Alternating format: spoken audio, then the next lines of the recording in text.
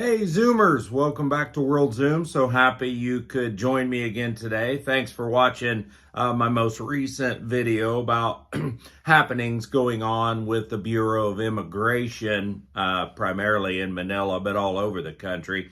Today's topic is going to be Vitaly's bribe attempt has failed. And, I guess in actuality, we don't know if it was a negotiation, but I'm sure the negotiation was, involving trying to get him out of his hold situation. So what normally happens with his dad there and with the lawyer, obviously Vitaly's not going to be face-to-face involved with that negotiation, but the lawyer usually meets with people involved with the BI, and they talk about how to move the process along a little bit more quickly. It appears that his bail request has been denied. The bail request comes with a fee of 50,000 pesos, so about 1,000 US dollars.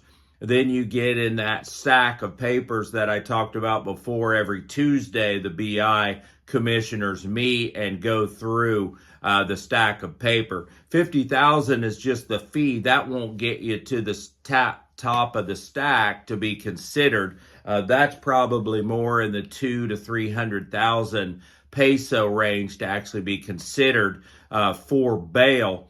But under the circumstances and just how public Vitaly's situation is, having both comments from the head of the BI, Joel Viado, and also the president, the chances of getting bail weren't especially high, regardless of how much he paid. But then comes June 11th, and the BI commissioner, mind you, this is the same guy, Joel Viado, that just had a letter sent from a bunch of his underlings at immigration to the president, President Marcos, letting them know about corruption and grift going on in the BI and complaints coming from the inner sanctums of the immigration department. So he announces on June 11th that Vitaly has been transferred to the Bureau of Jail Management and Penology. Now, here's where a bit of the confusion comes in.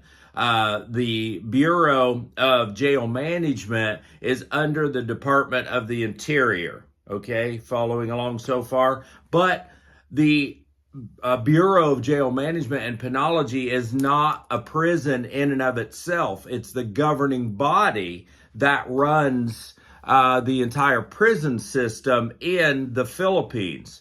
So if someone says they've been transferred to, there is no such thing, right? They could be in one of the prisons that the Bureau of Jail Management runs, but it wasn't disclosed where Vitaly went. Even the immigration holds come under that group of individuals. And so just by saying on June 11th he was transferred to this place, well, to that place doesn't really exist. It's all the jails. And I have yet to be able to find out where, in fact, he was transferred, or if, in fact, he was transferred on that date. Again, it's just, 5 days or so since that announcement. And it also came, pretty much at the same time that letter went into the president. So it is a bit of a mystery right now on where exactly he is, or in fact, if he even was moved from my previous report that he went to the max security. One of two things has happened in this situation, and I think one is much more likely than the second. So the dad's there, they have a lawyer, they go in and they meet, maybe they can't agree to a price, but when the guy that's doing the negotiation is under investigation from the president of the Philippines himself, how likely do you think it would be that he's going to continue to accept these kind of payments, especially in such a high profile case? Normal business as usual, this is probably done by now, and he's going to sit there a couple months and get deported. But when the guy that's going to be accepting the monies or making the determination is under review from the Philippine ombudsman and the president of the country, I imagine he's going to lie pretty low and not make any high profile decisions. That's the one I really think has happened in this case. Just bad timing for Vitaly. And it's always been my belief that, yes, he is a bit of a jerk, and he was trying to do these for clicks and for views. I just don't think it's a jailable or prison offense. That's just my personal opinion. I know most Filipinos would disagree with that and want him to be in prison for an extended period of time. I just don't think it jumps to the level that he should get an extended prison sentence. Deported, yes. Pay his fines, absolutely. Apology, yes.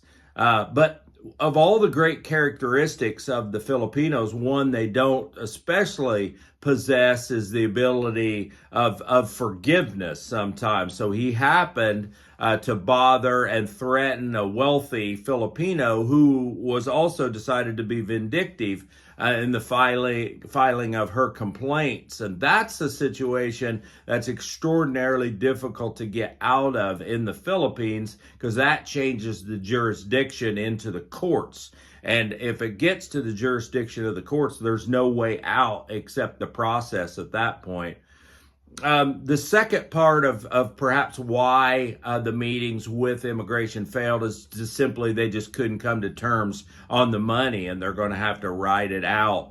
If they said, okay, your bail request will cost you 400,000 pesos, and to be able to leave the country is another million or 2 million pesos, it could be that that was just rejected by Vitaly and his father and the lawyer, and they'll continue to try and negotiate. I think that's less likely than the one, that is just too hot to be able to jump into that process at that point. Right now, the United Nations is there reviewing the Philippine jails, which is a good thing. It's with a group called Persons Deprived of Liberty, PDL.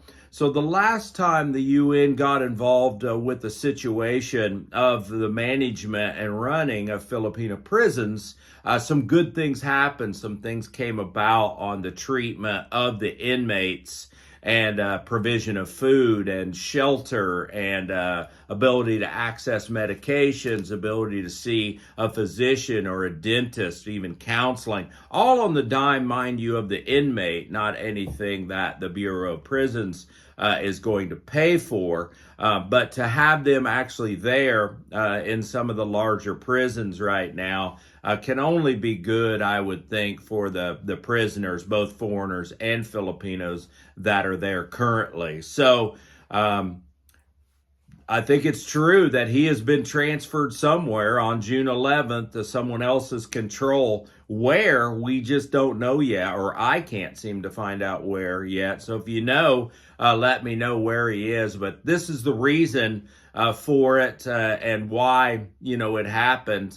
It could be anywhere. So I'll look forward along with you to see what's going to come forward.